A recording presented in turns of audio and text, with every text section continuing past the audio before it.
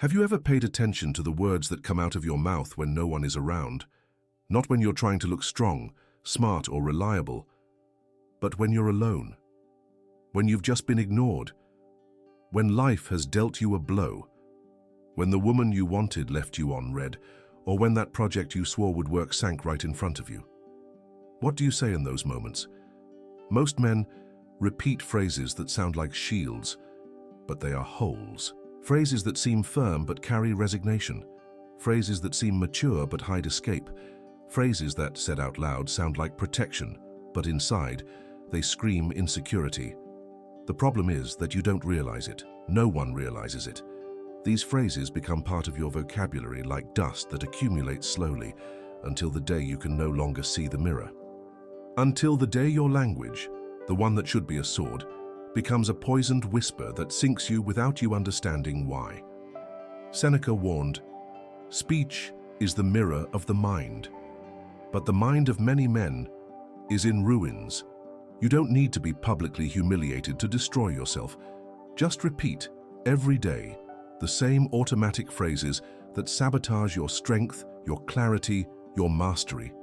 Phrases like, "That's just how I am. I don't talk about feelings. It wasn't my fault. I deserved more. That's not my obligation. Well, what can you do, right? That's just life." You don't shout, but these phrases shout for you, and what they say is worse than any curse. They say you've stopped evolving. They say you've given up on leading yourself. They say you're still breathing but not living. They say your mind has turned to stone, your pride has become armor, and the world has already understood you're not going to change. Marcus Aurelius lost children. You've lost respect for yourself. And now you try to cover up this bankruptcy with ready-made phrases because it's easier to seem secure than to face the abyss of your own cowardice. But the Stoic doesn't live on automatic phrases. He gets up every day with a question as sharp as a blade. What is under my control and what am I avoiding facing? This script is not about phrases. It's about what's behind them, what's inside you, that which still hurts, and that you try to hide with words that no longer convince anyone. Today you will discover the 6 phrases that denounce a weak, insecure man lost in himself. And, more importantly than that, you will understand what a Stoic man would say in place of each of them. Because, as Epictetus said, it's not what happens to you that destroys you. It's how you respond. And your response starts with the words you choose to use or avoid. Do you want to know where a man's weakness lies? It's not in his body, it's not in his bank account.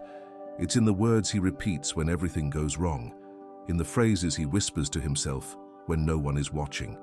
That's where your downfall begins, and no one warned you about it. 1. That's just how I am. This phrase is said as if it were maturity, but deep down, it's prison. It's a whispered confession from someone who has given up on evolving. That's just how I am, is the cry of someone who is tired of trying, of someone who has failed a few times and now hides behind their own temperament, of someone who has been rejected and decided to turn the trauma into identity. Do you get irritated easily? Do you shut down? Do you explode over little things? But that's just how you are, right? No, that's how you chose to continue being. The Stoic is not defined by fixed traits. He builds himself from what needs to be. He doesn't ask himself, how am I, but rather, who do I need to become to endure what life demands of me? Marcus Aurelius didn't say, I am like this. He wrote in his diary with his hand trembling with pain and exhaustion, if the work is necessary, then it is acceptable. If the duty is bitter, may I become bitter to duty. Do you understand the brutality of this? The Stoic man doesn't ask if something suits him. He asks if it is useful, if it is virtuous, if it is necessary. Saying that's just how I am is like locking a prison from the inside and throwing away the key. It's fear disguised as self-knowledge. It's pride disguised as authenticity. It's weakness that has learned to pose as personality. You are not a statue. You are flesh, bone, mind, spirit, and choice. And every day you wake up, you have the right and the duty to be someone better than yesterday. But this phrase ties you to the ground. 2. I don't talk about feelings. Perhaps this is the most dangerous of all, not because it hurts others, but because it kills you inside, in silence. You say you don't talk about feelings, that you're not one to expose weaknesses, that you prefer to keep it to yourself. But the truth is that you were raised to be silent, to be functional, not to bother, not to show yourself vulnerable, because the world, and especially women, reject weakness. So you grew up believing that being a man was being silent. That pain is resolved with silence. That fear is resolved with anger. That sadness is resolved with pornography, alcohol, or excessive work. But that's not strength. That's self-abandonment. You don't talk about feelings, Matthias, and now you no longer understand what you feel. You confuse tiredness with failure, anger with rejection, sadness with uselessness. You think you're protecting yourself, but you're just separating yourself from yourself. You're becoming a man blind on the inside, insensitive to what really matters. Seneca wrote, "No wind is favorable to him who does not know to what port he is steering." But how will you know what you want if you don't recognize what you feel? How will you lead your own life if you don't even know where it hurts? You think talking is weakness, but the Stoic knew that bringing emotions into the light was the only way to tame them. Epictetus taught that the wise man is not the one who doesn't feel, but the one who feels, and even so, is not dominated. You don't need to cry in public. You don't need to expose yourself to just anyone, but you urgently need to stop pretending you don't feel anything, because every man who buries feelings will end up being buried by them. You may have built a solid image of yourself, strong, unshakable, but all of that is shell, and the shell doesn't save you when the world starts to crumble from within. Emotional repression is a castle you build out of fear of your own soul, and every castle built with fear will collapse before the first storm. So listen seriously. If you repeat these phrases without thinking, if they already escape from your mouth as an automatic defense, the problem is not just the language, it's your internal structure that is cracked. These phrases are symptoms. They are leaks, they are alerts. And the more you repeat, the more you convince yourself that there is nothing wrong, but there is. And the world notices, people feel it, women notice. The other men, even if they don't say it, see you with a certain silent contempt, because there is something in your tone, in your way of speaking that no longer convinces. You say, "That's just how it is." But no one believes it anymore, not even you. You say you don't talk about feelings, but you live imploding inside, and you still think that's being a man. But being a man in Stoicism is something else. It's having the courage to look in the mirror and recognize, yes, I am failing. Yes, I am pretending I'm okay. Yes, I have settled. But now, I choose to stop repeating phrases that keep me weak and start becoming truly strong. Not by the words you say, but by the actions you take after the silence. Do you see the difference between a man who justifies and a man who takes responsibility? One of them hides, the other gets up. The first turns mistakes into excuses. The second turns mistakes into levers. But there is a phrase that denounces exactly which of the two you are. And that is the third sentence that every weak man repeats, almost like an inverted prayer. 3. It wasn't my fault. You failed. You distanced yourself from those you loved most. You lost emotional control, sabotaged yourself, procrastinated, betrayed your principles, abandoned what you promised. But instead of facing the mirror, you preferred to push the blame. It was her fault. It was the upbringing she had. It was the ex-boss, the ex-partner, the ex-girlfriend. It was the market. It was the moment. It was the anxiety. It wasn't my fault. This phrase seems to protect your ego, but in reality, it kills it. Because by taking the blame off yourself, you also take away the power to change, the power to adjust, the power to start over. A Stoic would never run away from responsibility, because he knows, if something happened and affected his inner world, then the answer is in you. Even if the cause came from outside. Epictetus wrote, "It is not things that disturb men, but their judgments about these things." You don't need to be guilty of everything, but you need to take responsibility for everything you feed. even in silence. And when you say it wasn't my fault, what you're shouting is, I don't have the strength to change this. I prefer to seem innocent than to really transform myself. This phrase is the mantra of the man who lives running away from his own history, and every time you repeat it, you move away from your own potential. The naked truth is that you don't need guilt, you need responsibility, and that requires maturity. It requires looking at the chaos, even without having caused it, and saying, what can I learn from this? Who can I become from this? Taking responsibility is not blaming yourself, it's freeing yourself. Because only those who are ready to grow take responsibility. Those who are ready to leave the victim narrative and enter the battlefield of reality. And now comes the fourth phrase, the most treacherous, because it disguises itself as deserving, but behind it there is only neediness and self-deception. 4. I deserved more. Have you ever said that? Maybe not out loud. Maybe just whispering when no one heard. Maybe just in a quick thought after a disappointment, a rejection, a failure. I deserved more. More recognition, more love, more money, more opportunities. But this phrase is a sweet poison. It intoxicates the ego. It momentarily comforts the pain of being ignored, but plants the illusion that the world owes you something. And the world doesn't owe. No one owes you. Everything you deserve needs to be conquered with action, consistency, and posture. Marcus Aurelius wrote, waste no more time arguing about what a good man should be one. While you complain about what you deserved, another man, less intelligent, less talented, less sensitive, is acting. While you repeat this phrase looking at the ceiling, another is getting up early and doing what is necessary, even without wanting to, even without guarantee. Do you think the universe operates by deserving? The Stoic knows. The universe operates by consequence. You reap what you sow, not what you want, not what you think is fair.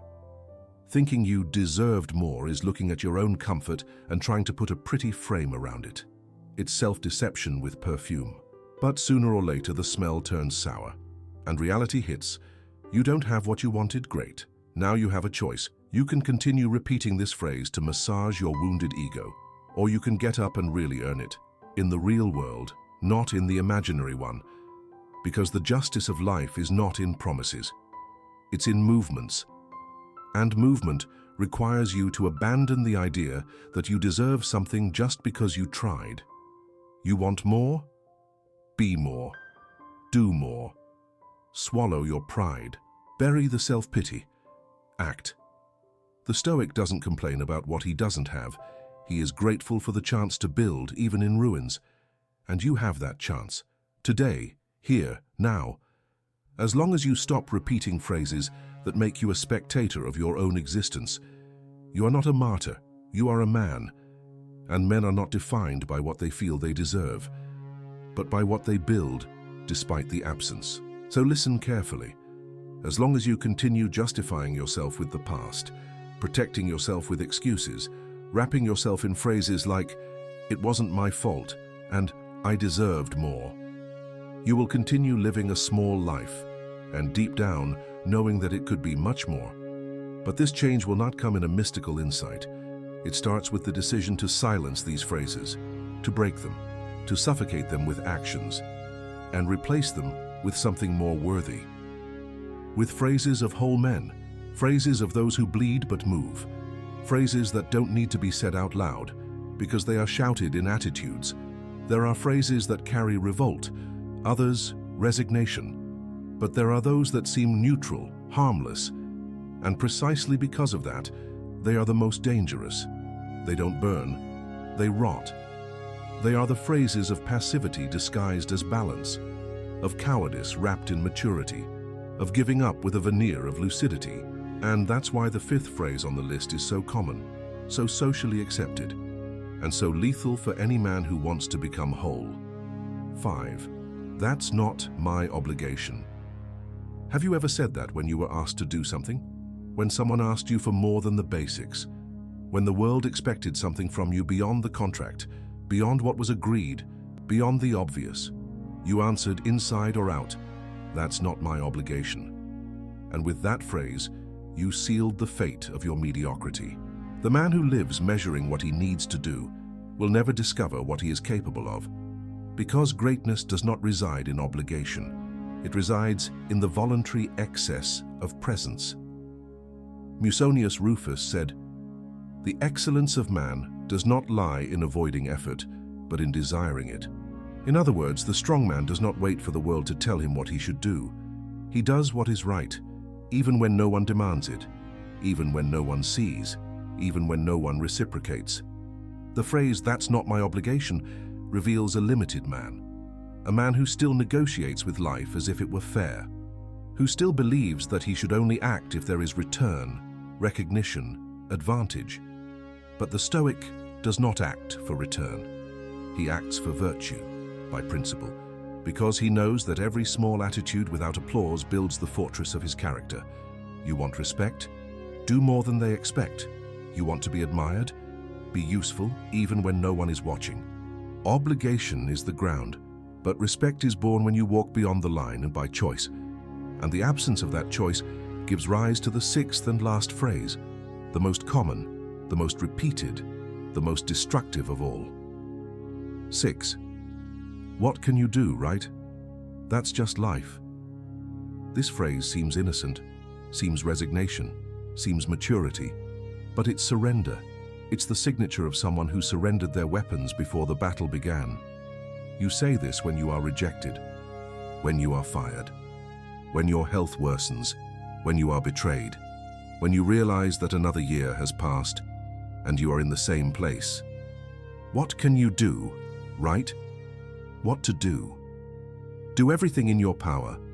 Do what no one expects of you. Do the impossible, not because it will work, but because it is the right thing to do. This phrase is the anthem of the defeated. It's the mantra of the omissive. It's the sad melody of someone who is still breathing, but has already died inside. Marcus Aurelius faced plagues, deaths, betrayals, internal wars, and never wrote in his diary, "What can you do?" He wrote, "If it is within my reach to change, I will change. If it is not, I will endure with honor." That is the difference. The weak man asks, "Why me?" The Stoic man asks, "What do I do now?" And it is this type of question that pulls you out of dormancy, that wakes you up from the comfortable torpor of victimization. Because while you repeat, "That's just life," life is passing and taking away everything you could still have been. So listen, these 6 phrases are not just words, they are gates. Gates that close each time you pronounce them, gates that lock from the inside and turn you into a hostage of your own passivity.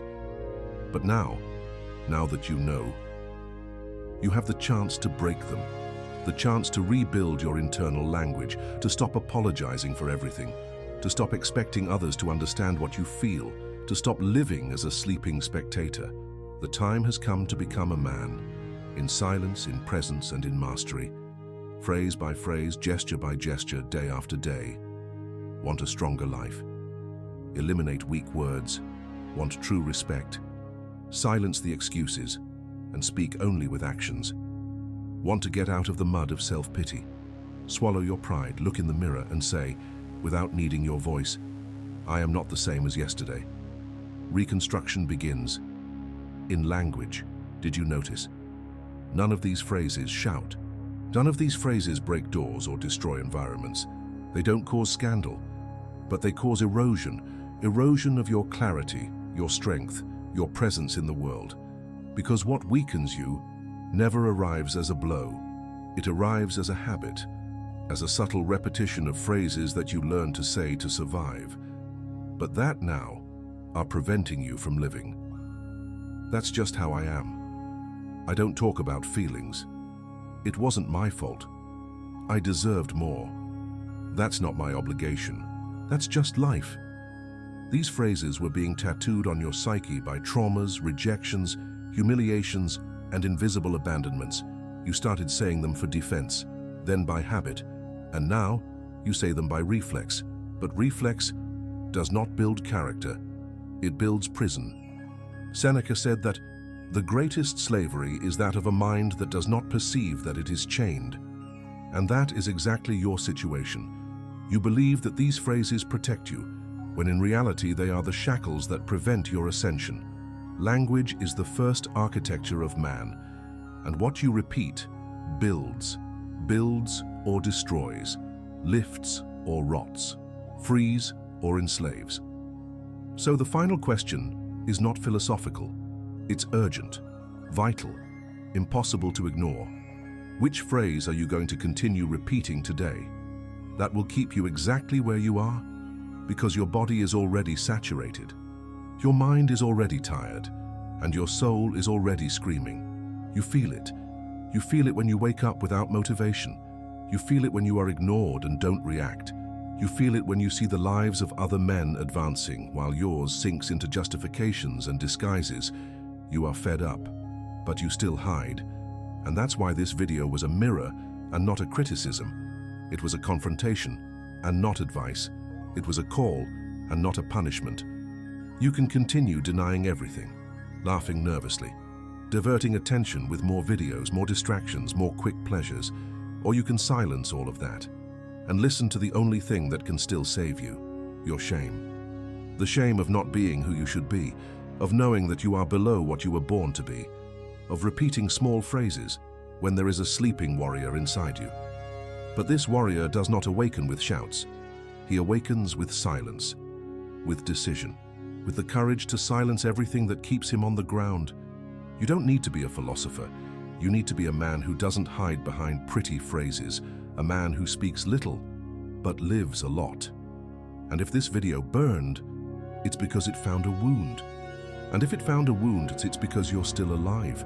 Like if one of these phrases has already weakened you without you realizing it. Comment if you know exactly which one dominates you. And share with those who are still repeating small words without knowing that they are killing the man he should be.